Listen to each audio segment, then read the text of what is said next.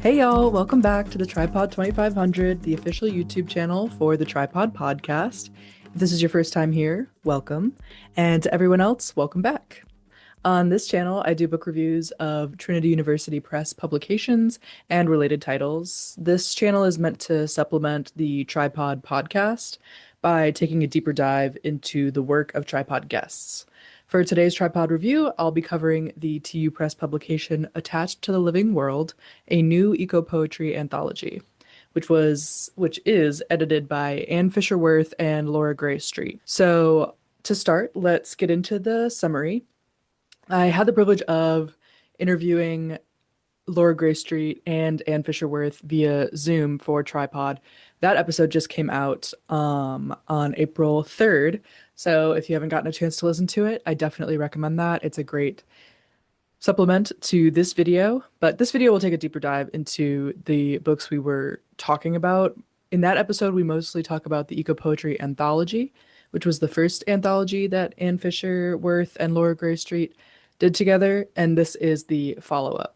So now I'll do a little bit of the summary on that. So Attached to the Living World is the second anthology that Anne Fisher-Wirth and Laura Gray Street have collaborated on. This anthology serves as a companion and expansion to the original publication. And because the original is over 600 pages, but it covers a lot of the original nature poetry up to modern poetry, but there's not as much of a focus on contemporary because after that first anthology was released, there was a huge boom in eco poetry, nature writing, ecological poetry. So they needed to do a follow-up to really encompass all the modern poetry that deals with the trials, tribulations, challenges that our environment, our planet is facing today. So they did this edition, which explores the issues and conversations in eco poetry over the past decade. So this collection, Attached to the Living World, features more than 150 poets on a wide range of contemporary poetry that delves into the multifaceted ecological crises of our time and the stark realities faced by communities at the front line of climate change, emphasizing the overlaps of land degradation and social injustice. That's sort of a blurb from the TU Press summary.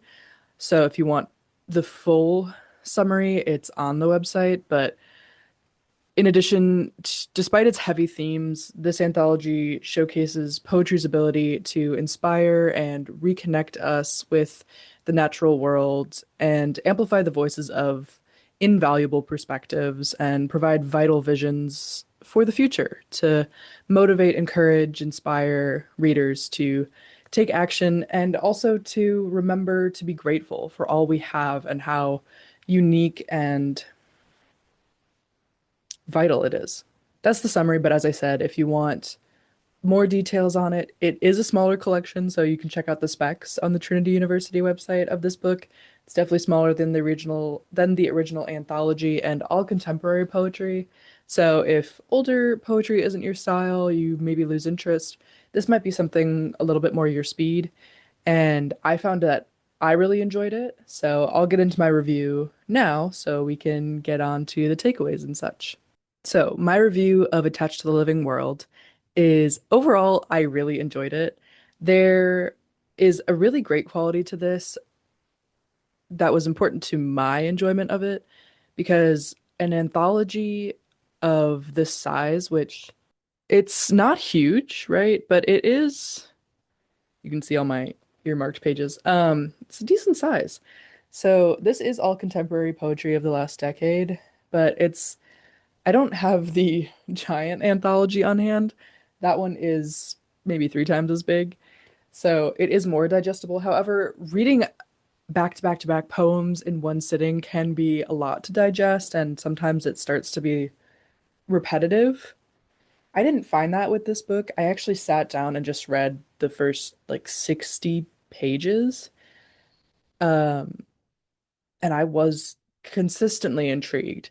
So this could be a quick read. However, it has the nice quality where if there's a poem that you're just not engaging with, you can move past it and you'll find another right after that will bring you right back in. Because what's so great about the organization of this anthology is that every few poems feels like a cycle of the world almost.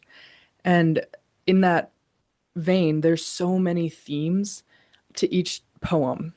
You might get one that's a little bit more of a downer, to, for lack of a better word, talking about a tragedy. There's several poems in here about Chernobyl and other nuclear reactors and things like that that have destroyed the planet in irrevocable ways that really, put things in perspective of how damaging our role as humans can be on the earth.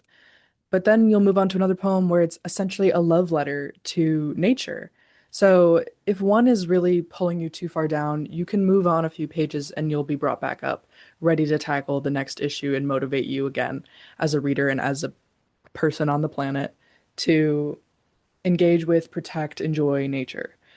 So I really liked that because I love poetry. I write poetry. I've always enjoyed it, but it can be heavy to read so many poems at once, which makes poetry anthologies difficult for people to be drawn to sometimes. I think they're a little intimidating, but this one is really has such a variety of themes and form because it is contemporary poetry. So that was a huge point that made me really love this anthology. In addition, it has such a beautiful reimagining of old phrases and language. A huge part about the forward to this intro and or the forward to this anthology and the other information at the start is that this collection of poems does such a great job of providing language for an emotion and an experience that is so hard to describe because as modern people, we have a completely different perspective and even different language than was previously used in older political poetry, environmental nature poetry of the past, because that language, although the issues they were facing then can still be seen today, that language doesn't quite fit what we have now, how technology plays a role in things, the whole concept of the Anthropocene, the newest, what's it called? The newest era or eon of Earth's history where we have technology taking a majority over nature and we have mass extinctions and things like that. There is such a hindrance to writing because we don't have that language. But this anthology introduces language and truly is a testament to the emotional feeling that this planetary loss evokes. Putting that into words is so difficult. Even just now, me trying to explain, because obviously sadness doesn't quite cover it. It's also guilt, and there's generational things, and nature has such an intrinsic role on human beings as animals, but also the concept of nature and being outdoors is a part of people's ancestry and childhood and things like that. There's some great poems in the beginning that really ground you in this, where people are talking about being in the garden with family members and how older family members were farming, gardening, things like that, instilling this idea in us that nature, the planet is beautiful and something that we want to be a part of, to get outside. When you're a kid, your parents are always telling you to get outside, especially now with so many kids being on their phones, on iPads at such a young age. That testament of getting people outside, getting kids outside into activity, there's the language for that, I feel like is introduced through this anthology. So that was something I really enjoyed because there was just words that were being given to me where I felt like I had never heard it described that way, or I wasn't able to resonate with it until it was said that way. So this felt like it reached me on an emotional level, which is something I don't usually get with writing on political subjects or environmental subjects, because that's just not my typical genre that I lean towards. So that made me champion this anthology even more. On a much smaller note, this anthology also introduced me to so many new plant and animal names because a lot of this poetry is in response to the linguistic breakdown of the name of a plant, or it has several plant names in the poem to describe something else. So I really enjoyed that because I love flowers, I love plants, things like that, but I don't really have the names of them on the top of my mind. So that was really cool to get to be introduced to the native plants and animals that an author is inspired by. So that is my overall review of what I really loved about it. So moving on to my review of the structure and the writing. Because this is a poetry anthology, I can't even begin to talk about the quality of this writing. Poetry is always in a league of its own when it comes to descriptors and the attention to detail and attention to word choice, word order, sentence structure, all of that. It's really hard for me to say, but I, as you can see when I showed up my copy, I have every other page earmarked as poems that I loved. I think there's something in this anthology for everybody. I really, really think their selection of the writing was impeccable. In addition, their organization of this work, I kind of touched on it when I said it felt like every few poems was like a cycle of Earth, meaning there's usually one at the beginning of like a set of pages where it's an author giving a personal anecdote about their experience with nature. And then there might be something about how that nature is being attacked, something about the loss of that, and then something about a vision of the future. So it's kind of like that cycle. It kind of keeps going back. So you're always having this mix of themes. There is a set of pages in here talking about right here. There's two pages back to back, 46 to 47.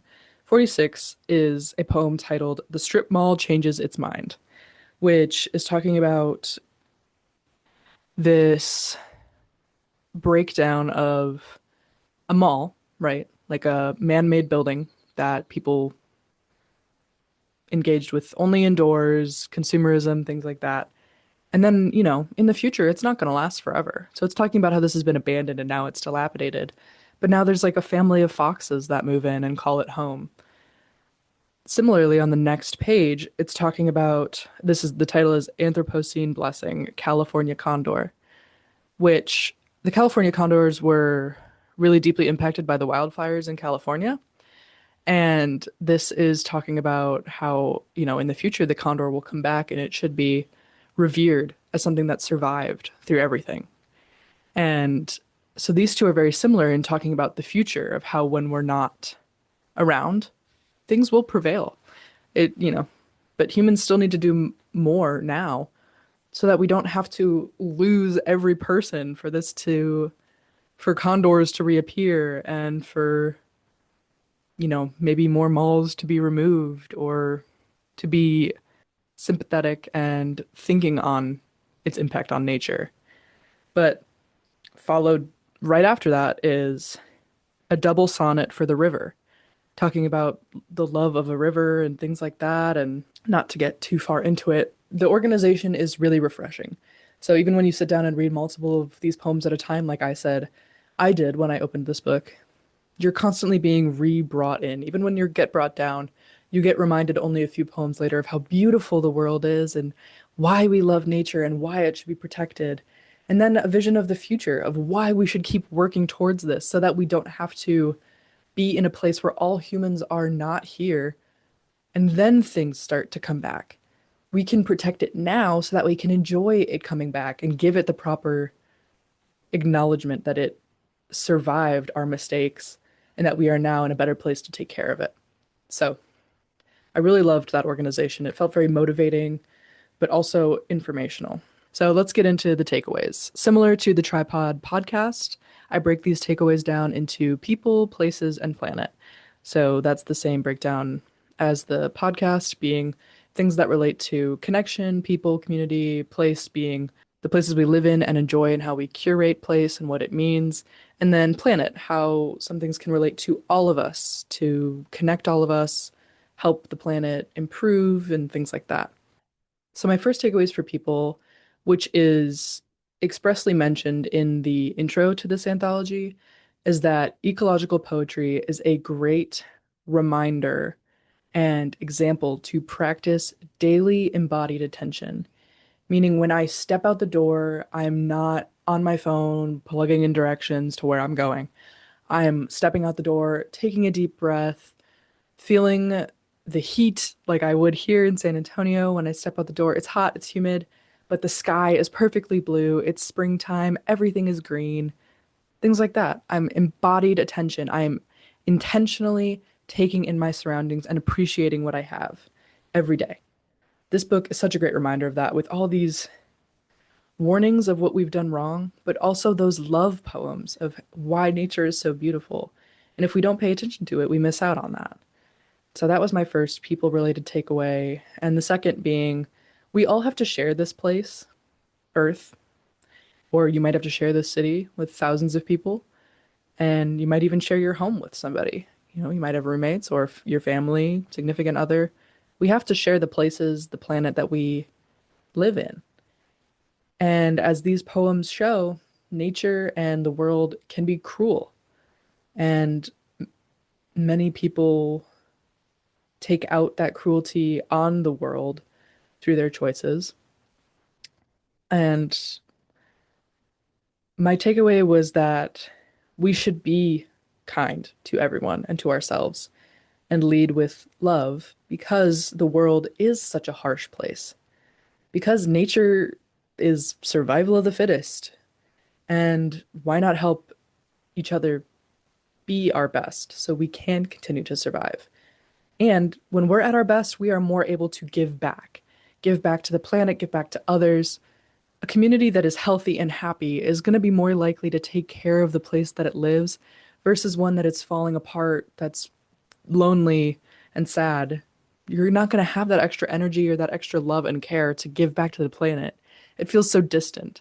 But these poems really reminded me that we are all so similar and so connected to our environment that we need to, that golden rule: treat others, treat the planet how you want to be treated. And moving on to my place takeaways, every place has its own environment, its own flora and fauna. And knowing that language is such a great and interesting way to gain that appreciation that we need. Knowing that language and actually taking the time to know the names of the things around you might seem insignificant, but just as you would want to know the name of your neighbor or the name of your colleagues, you should be a little more curious about what's around you, the what's in the air that you're breathing, what's in the food that you're eating in your area. You don't have to know everything all over the planet. You can if you want to. I'm sure it's interesting, but knowing at least your place can be really helpful for what you want to vote for, what food you want to buy, what clothes you want to shop for, things like that. If you learn that your favorite boutique in your town uses naturally sourced cotton or only local farmers to make their products, things like that, you might be even more in love with that place because you know that it's supporting the crocuses and the hyacinths and whatever other flowers are in your area because they're helping to grow that by helping the world go around in the ecological sense, not the consumerist sense. But that was kind of an aside. Basically, a great way to learn your place is to learn what's in it and also learning the history of that environment. San Antonio has a really rich history, geologically speaking. We used to be a huge limestone place. There used to be a whole nother town called Cementville because we had so much limestone. Limestone is what makes cement.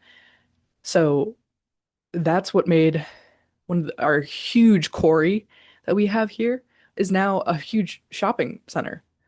Very similar to that poem I mentioned earlier. Huge natural quarry turned into shopping center. I'm a lot more appreciative of when I'm there and what I now have access to because of that natural development. It makes just every day feel more special and your place feel more special. Knowing that history is really interesting. And if it's not interesting to you in of itself, knowing the history of your area could really help you pick the most safe home or neighborhood to be a part of. Because as some of these poems discuss, people have historically built into floodplains or tsunami warning areas because it's an oceanside view, because it's beautiful. But beauty can be deceiving.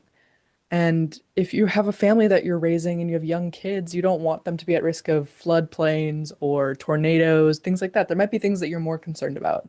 If you own a farm, you're not going to want to live in the middle of a tornado zone or a drought area, right?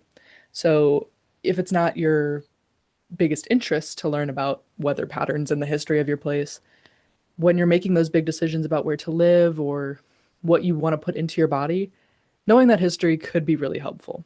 My major planet takeaways was these poems show just how much we have to learn from nature, how it is resilient, how by working together with the rest of the environment and one's ecosystem, you're going to be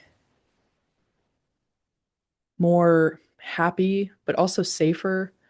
Survival is obviously a number one priority for so many critters out there, and we have so much to learn from them. And even seeing how nature is being impacted by human choices can teach us so much of what we need to change and how we can be better. And lastly, on that note, there are so many calls to action in this anthology. So many social injustices are mentioned, so many climate tragedies are discussed. But as I said, each of those poems are followed by a love poem or a shared experience of being in nature. There is a call to action and a motivator, the emotional motivator of all the things we cherish about this planet and about our places. I can't stress enough how inspired I felt after reading this book. And that leads me to the questions, which are what is the best way to read a poetry anthology? Because I just read this, from the start to the end. But I feel like I could have maybe read it differently to better appreciate the organization. So I wanted to think about that. And if you have any suggestions, let me know. And my second question and final question is how can I start doing more to protect my place? What can I do other than recycle and that? How else can I help take care of my place and my planet? And that is all. I hope you enjoyed this review of Attached to the Living World, and I'll see you next time.